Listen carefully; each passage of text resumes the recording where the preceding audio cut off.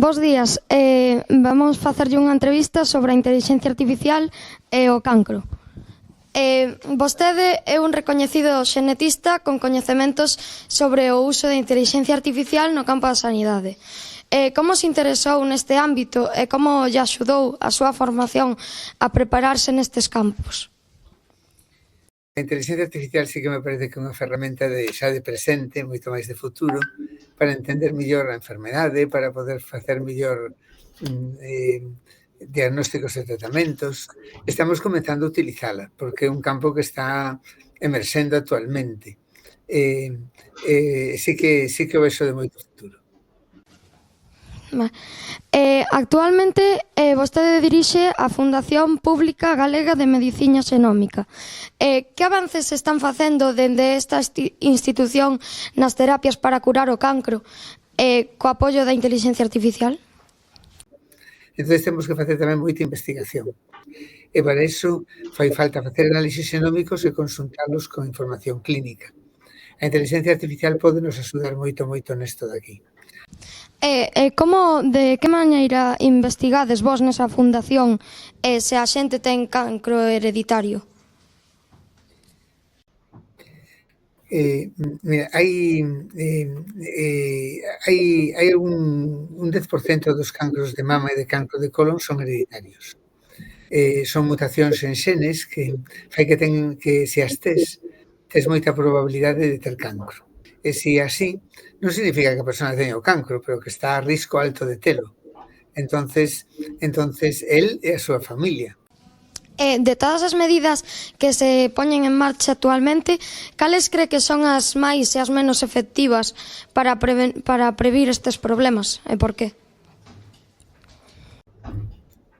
Bueno, eu penso que neste momento que a predicción e a prevención é das partes máis importantes no cancro. Que se fan moitos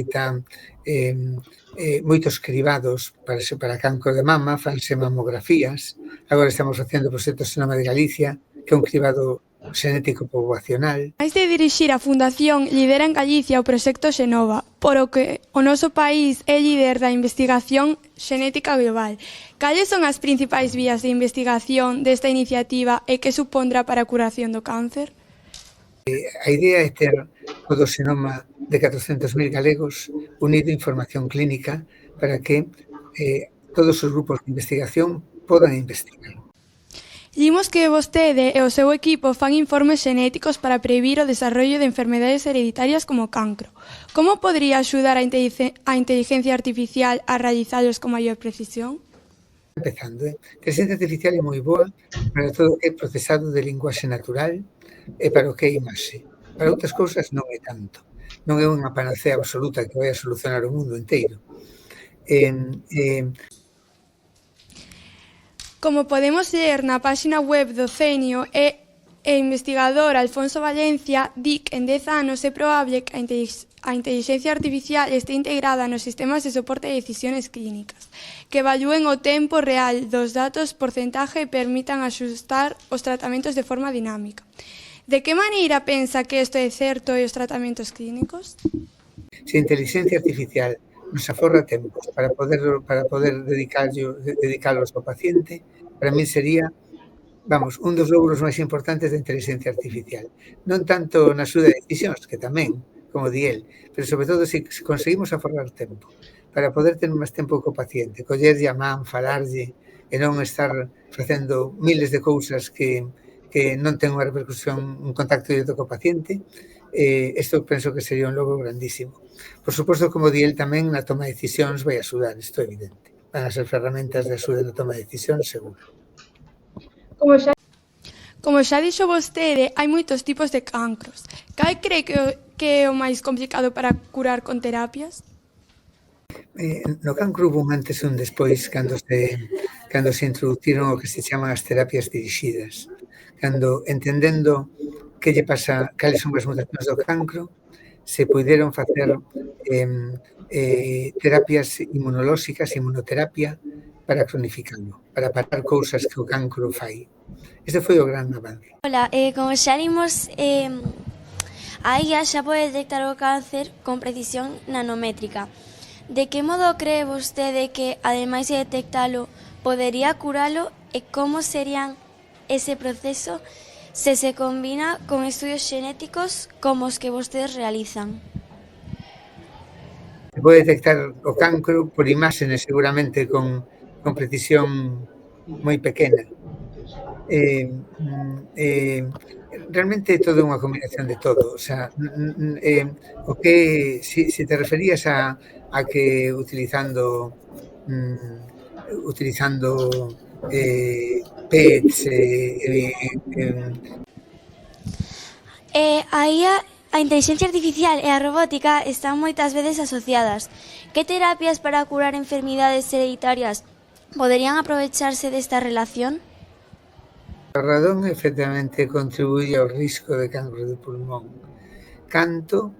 Pois por un porcentaxe, non é unha cousa de hai tamén outras cousas que o tabaco é moito máis importante que o radón. Pero a verdade é que como pode axudar? Pois seguramente por cando teñamos a historia clínica de todo, facendo, por exemplo, xeolocalización. Como dixo vostede antes, os nanorobots son importantes para poder localizar as células canceríxenas. Entón, como son capaces de detectalas e erradicalas? Son terapias moi experimentales, non son de uso habitual. É unha cousa que se está actualmente investigando. Localizar unha célula tumoral podese facer de moitas maneiras, de moitas maneiras, simplemente porque teñen propiedades moleculares diferentes das outras células. Entón, un nanorobot pode detectalas. Pero xa vos digo que son terapias moi experimentais, non son terapias de uso habitual. Cando o cancro está xa avanzado e estendido, de que xeito poderían as novas terapias xenéticas asociadas coa intelixencia artificial axudar ou ben a curar ou ben a diminuir os seus efectos? Non sei moi ben canto pode axudar a intelixencia artificial en algo desto, pero porque son cosas independentes. Isto se está facendo. A intelixencia artificial seguramente axude para a investigación de todo isto. Como dixo vostede nun coloquio da Real Sociedade Económica de Amigos do País de Santiago, a medicina do futuro debe ser 5P, personalizada, preditiva, preventiva, poboacional e participativa. Que función terá a intelixencia artificial nesa medicina do futuro para curar enfermidades como o cancro? Aí vai axudar seguro. Nas terapias xa vos contaba que no que é medicina personalizada é unha parte tamén importantísima. Hai xente que di que nun futuro a IA pode acabar substituindo aos especialistas. De que maneira pensa que isto podería ser posible e cales serán os principais riscos da súa aplicación de agora en diante? Pero non van a sustituir un médico no futuro previsivo moi lonxe. De que a inteligencia artificial poda sustituir un médico na miña vida eu non o verei e na vosa tampouco.